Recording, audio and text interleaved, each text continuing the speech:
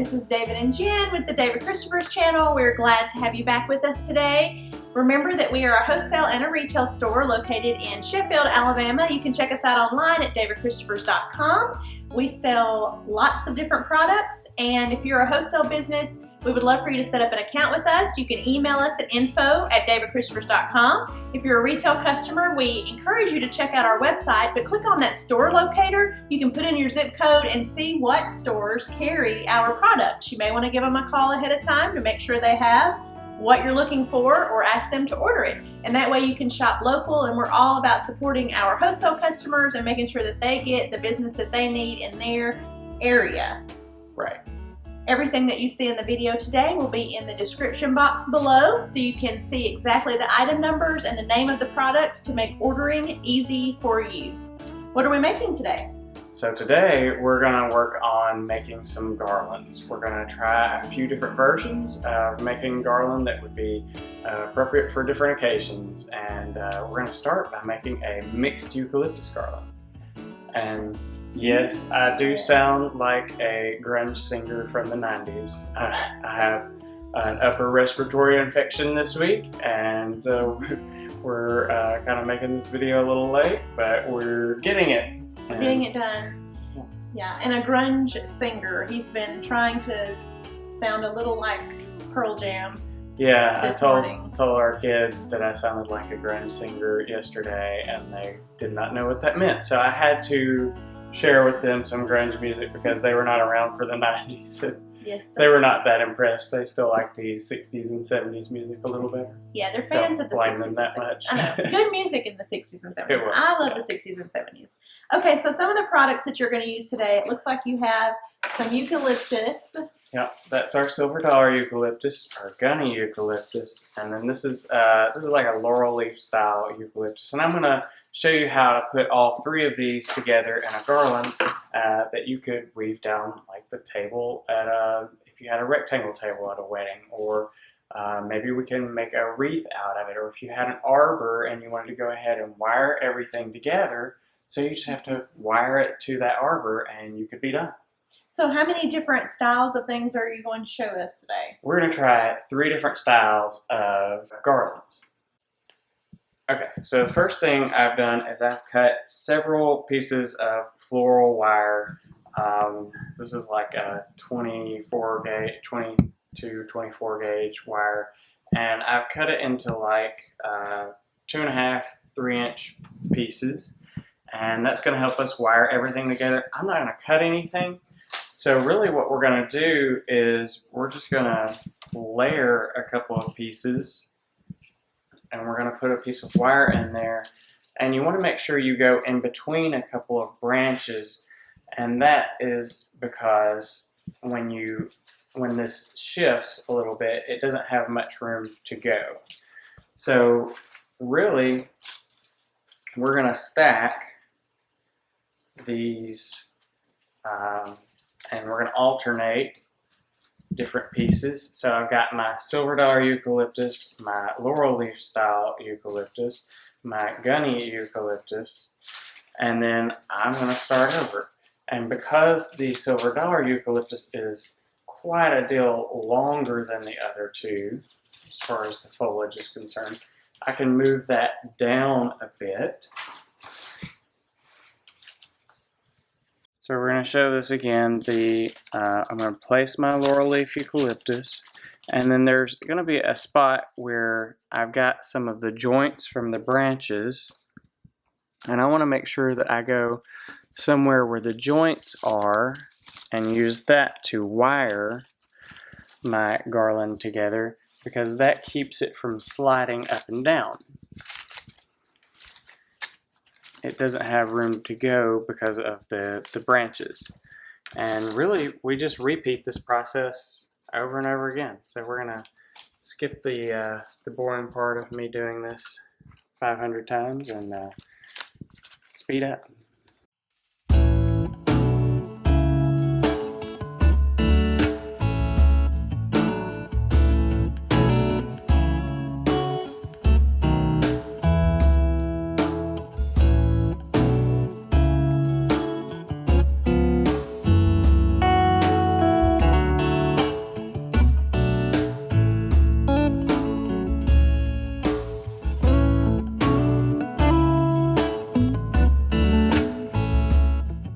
So now that I've got my garland done, I'm really just going back and kind of shaping some of these wired branches to give it a little more life so that it's not so flat. You can just kind of bend some of those out, bend some of them up a little bit so it's a little more realistic and not laying so very flat. And really, your garden is done. And you can do this with fresh flowers, you can do this with fresh eucalyptus, as well as artificial. And you have options at this point. You can do things to, if you had really long sets of tables, you could kind of snake this down the tables. You could lay it straight down the tables. I had someone the other day ask me about they needed to make a ridiculously large wreath for a wedding. And I said, well, I think my solution would really just be to make a garland. You can make a garland at any size. And if you wanted to make it into a wreath, you can just wire it together. It doesn't have to be necessarily on a wreath frame. I'm just going to wire this together real quick.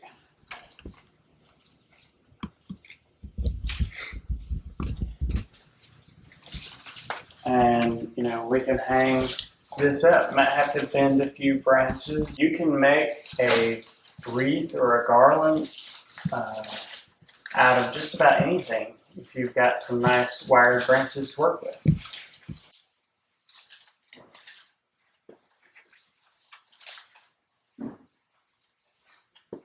We can really make a wreath, if you needed a 4-foot wreath for something, you might want to do a little math to figure out how long you need to make your garland. We need to remember that pi is the circumference, will help you measure the circumference of a wreath, so that will help you decide how long you need to make your garland. So maybe all of our viewers are as smart as you are, but I have no idea what you're talking about. Pie and garland, how does that even go together? Okay, well, it's not apple pie. It's, right? That's what I was thinking. I'm going to eat some pie and make my garland. I can get into that. So in order to give yourself the what size you want for your wreath, you would need to decide how large you want the wreath.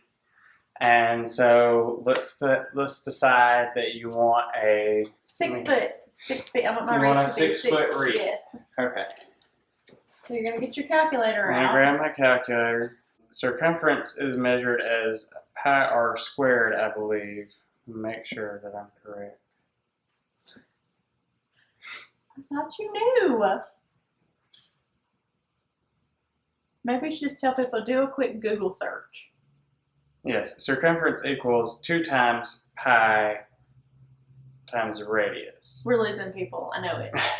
We're losing people because a lot of you artists out there do not like math and don't want to hear about it. So if you decide you want a 6-foot, you want a 6-foot wreath. I want to make a 6-foot eucalyptus wreath. So the radius of the circle is going to be the center point to the outside. So that would be 3 feet. Mm-hmm. So we would take 3 times 3.14159, which is pi, and that would give us 9.42. But you know what I'm going to do if I'm making a wreath out of garland? I'm probably going to build on it and eyeball it, and then put it together and be like, oh, not big enough. I'm going to have to add a little more. Oh, no, a little too big. We'll take one off. So you are having a more scientific approach. Slightly, yes. To making a wreath. So we would Such a nerd. We would take that 9-foot rough estimate and we would multiply that times 2. So you would need an 18-foot garland, roughly, to make yourself a 6-foot wreath, because pi is 3.14. So if you divide 18 by 3, that's going to be roughly 6. Close. I get it. So, do y'all get it? Little technical. I get it. I hope y'all get it. It's fun stuff, this math thing. you're going to show us another way to put together a garland. And I see that you have these interesting branches. Mm-hmm. What are they? Those are called cheating tools. So this is what I'm going to use to make our next garland. Yeah, this is a textured twig branch, but it has wire in it. So we're actually going to use this for the structure of our garland as opposed to using floral wire. We're going to use this textured branch. This almost looks like a switch my mom would have used on me as a kid. I think my parents got more like a log. No, mine was more like a piece of this. Did anybody else have to go pick your own switch as a child? Terrifying! You get the broken one. You don't. A little crack in the... So it breaks when they pop your leg. Oh, I hit them too hard. I didn't get a lot of spankings though. No. Did you? You probably needed more. I probably did. I'm sure we all did. Okay, and you also have some hydrangea. I do. Cone hydrangea. Are these the cone? No. Are these cone hydrangea? Yeah. Yeah, cone hydrangea. I've got our dried style of eucalyptus, and I've got our dried pampas grass, and I've got our seeded hydrangea, and we're going to make something that looks kind of like a dried garland.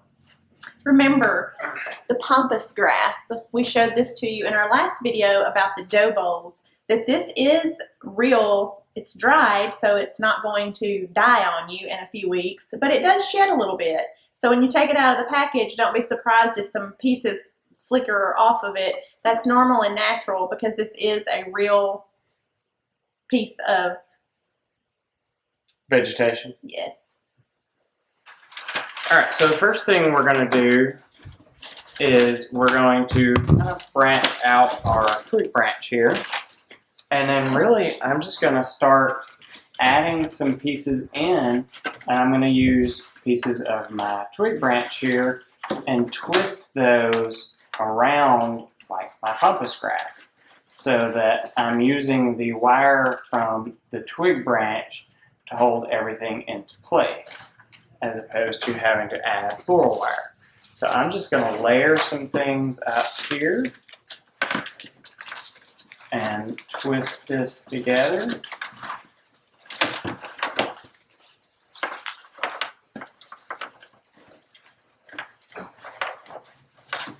I love anything that's a wired branch because it makes it way easier to do this kind of thing.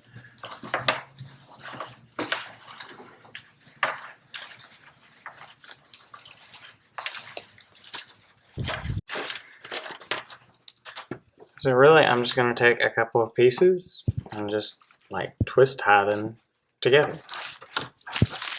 And that will stay in there.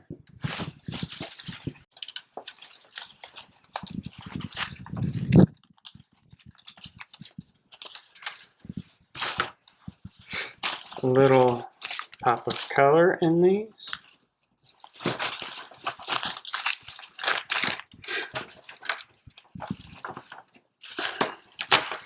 And so I can also wrap my twig branch around to help me form a more sturdy structure here.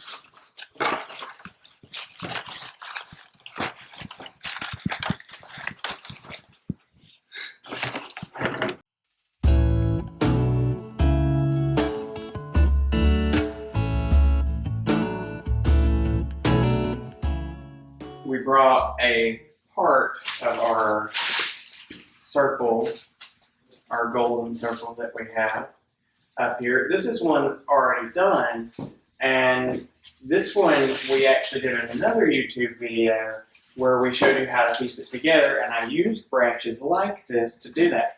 But you can also just go ahead and make your garland, and you can wire that to your circle or to your arbor or whatever, a railing that you might need to place that on.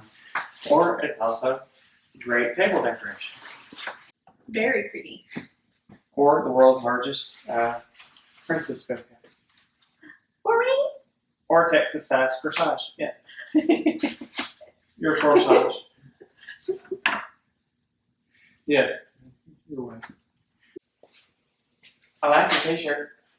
Thanks. A little bit covered in pampas grass. I am covered in pampas grass. You can actually buy this t-shirt. Where would I be able to buy that t-shirt? Well, actually, below our YouTube videos, there is a shop of t-shirts and merchandise that's David Christopher's related. And this one says, Let Your Light Shine, David Christopher's. And there's also a Jesus Changes Everything design. Nice. And maybe more. Are Who there knows what? other options of things? There will be lots of other options. Okay. But we have a couple of options now. So check those out. That shirt may not fit me. They make this style as well. Oh. I meant to order like a regular t-shirt like you're wearing, but I ordered like the women's cut. And so they have men's cut, women's cut, unisex, mugs, all kinds of things. It's like a print-on-demand service, so they'll get you your shirts on demand. On demand. Moving on to our third and final garland. Yeah, so we're going to do a more traditional greens approach to doing a garland. I am covered in things. You have some ivy. I have ivy. Magnolia. I have this foliage branch that's kind of a fresh touch. It's kind of like a peanut leaf. Ooh, yeah. And then we're going to add some white roses and some baby's breath that's kind of like an orange blossom into our garland. A little bit more traditional approach on this. Yes. So we're going to use a little bit of a hybrid version of the styles that we just looked at, and that is I'm going to take this magnolia garland. I'm actually going to use some of the magnolia garland to weave around some of my other stems. And then some of my stems I'm going to need to wire in also. So I'm going to use this peanut foliage. You want to have multiple different types of foliages. It's a lot more fun than just one single style. If it's just the magnolia, it's not as impressive as if you've got multiple different types added in.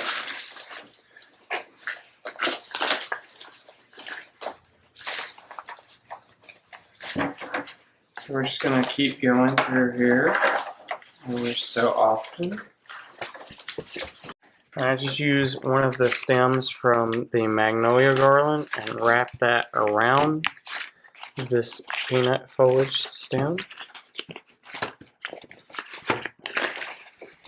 And then down at the base I will add a little piece of wire just to secure the stems all together.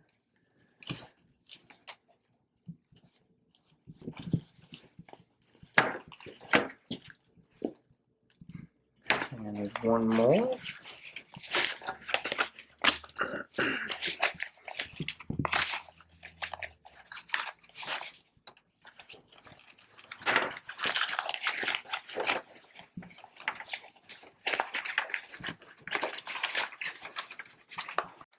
Then we're going to add our ivy in.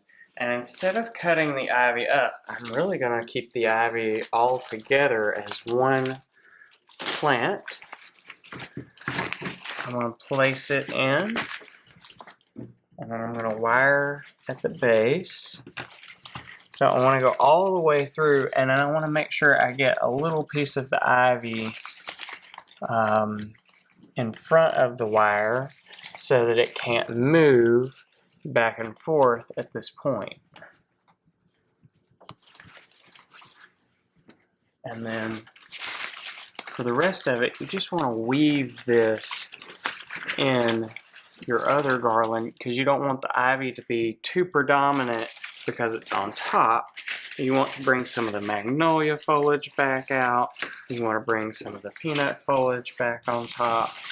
You want to let that kind of mix in.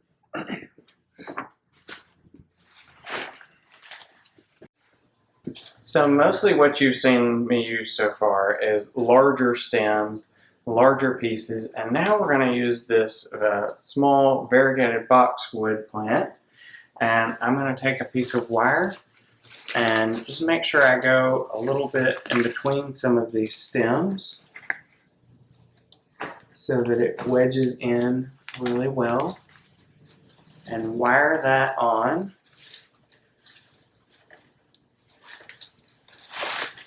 And that just really helps with some of the natural, fresh appearance.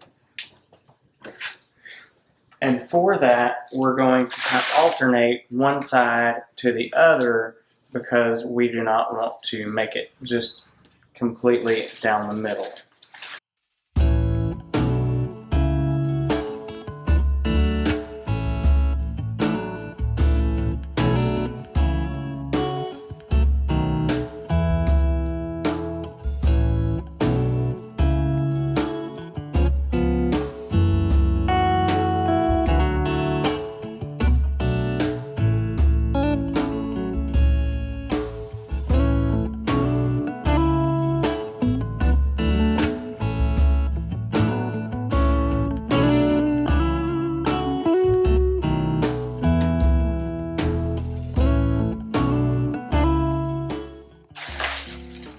So we've got our garland going, and really, as you can see, we've got a lot of different varieties of foliages, and it looks really great like it is. But if you were doing this for a wedding, you might need to add some whites into it.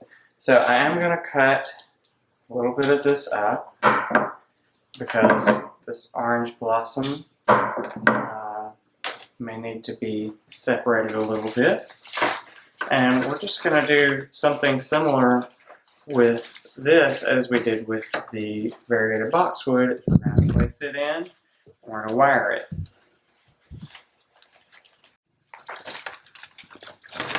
So I want to go in between the main branches of my garland, and then I want to wire around some of those main branches of my garland.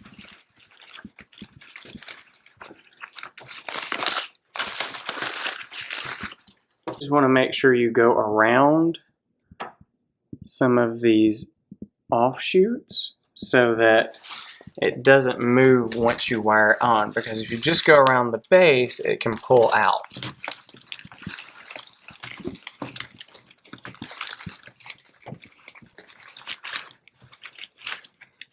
I am going to cut this rose bunch apart because it's a little much to use it as the whole plant.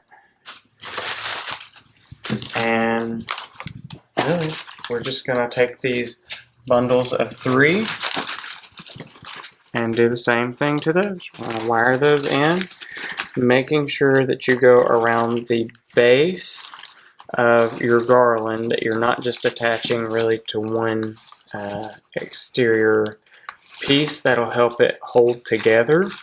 The more layers that you do, the more wire that you add, it'll be even the more secure.